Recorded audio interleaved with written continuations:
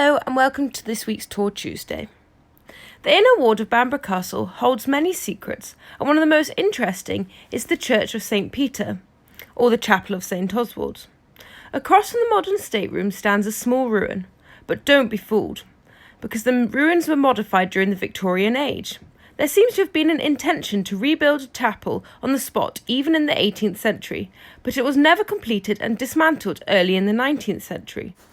It was extremely fashionable to have ruins on your property if you were wealthy, and if you didn't have actual remnants of historical buildings, you could simply commission some. There was a certain romance in the decaying masonry of peoples long since gone. We call the false ruins found scattered on estates throughout the country Victorian follies. The folly that demarcates the holy space at the top of Bamburgh Rock does contain the tiniest bit of 12th century Norman masonry in the far corner, but otherwise only preserves a rough guess at where the Anglo-Saxon period church would have stood. The Anglo-Saxon church is mentioned in a few key chronicles of the period, including Historia Ecclesiastica Gentis Anglorum, or Ecclesiastical History of English People, written by the Venerable Bede. In Bede's time, the church was dedicated to St. Peter, but Norman records suggest the same site became the Chapel of St. Oswald. Oswald was the son of a Bernician king who had been sent to exile after the death of his father.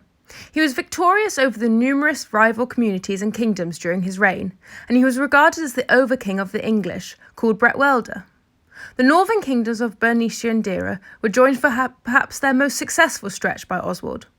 The royal city of this now united but only temporary kingdom was Bamburgh, at the time called Bamburgh. The origin of that name seems to stem from the name of the wife of Ethelfrith, descendant of King Ida, who was the first recorded Anglian king of Bernicia.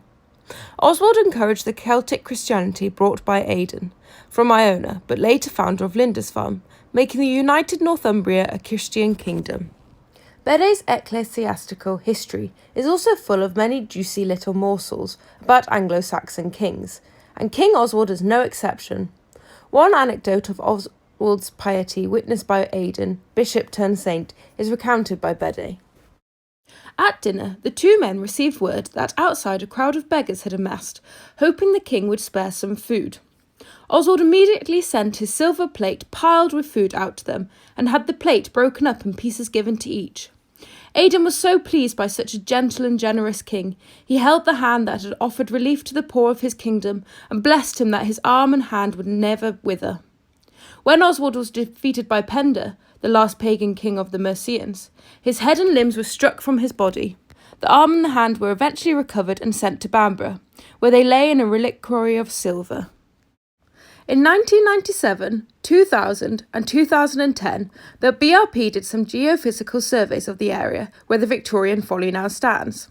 The first year involved survey of the resistivity, which measures how an electric current travels through the ground. The second was ground-penetrating radar, while the last involved both methods, this time with the help of the Channel 4's Time Team crew. The initial data was promising, suggesting a vaulted crypt lay beneath the ruins. After subsequent excavation, numerous features on the church site were discovered and recorded, but none that matched the anomaly from the surveys. One theory is that the shape was actually a signature of the subsurface material that had been flipped when the data was compiled. The area did, however, suggest a Romano-British occupation, medieval construction phases, and post-medieval disturbance during the Armstrong rebuild period. All in all, the trenches, although not containing a crypt with or without a 1,377-year-old hand, proved incredibly valuable in our understanding of some of the inner ward of the castle. So, was this where St. Peter's Church actually stood? And what happened to Oswald's miraculously uncorrupted arm and hand? Well, we aren't quite sure. As much as we love solving mysteries with archaeology, a mystery that continues to remain just out of reach tantalisingly urges us forward to reassess our approaches and previous interpretations. Thank you very much for watching.